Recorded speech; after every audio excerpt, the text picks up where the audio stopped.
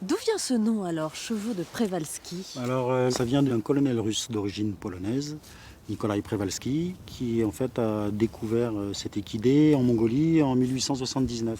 Il faisait des expéditions en Asie et on lui a offert une peau et un crâne d'un équidé qui était inconnu à l'époque par les Européens. Et voilà, et c'est ensuite que cet équidé a été identifié par les zoologistes comme étant une nouvelle espèce d'un cheval inconnu à l'époque, alors que les Mongols le connaissaient depuis bien longtemps. Voilà, et donc c'est suite à cette découverte qu'ils ont voulu en ramener dans les eaux russes et européens. Et ils ont fait des expéditions de capture pour ramener des chevaux. Alors à l'époque, ça a certainement accéléré le processus de disparition, parce que l'espèce était déjà très menacée.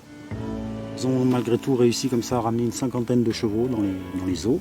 Donc l'espèce s'est complètement éteinte à l'état sauvage et la population mondiale actuelle descend de ces individus capturés.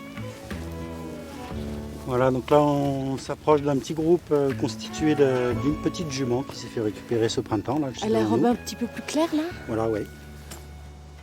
On estime qu'il y a combien de chevaux de Przewalski aujourd'hui dans le monde? Actuellement, un peu plus de 2200. Et combien ici 33 sur le site du Villaret. Ah oui.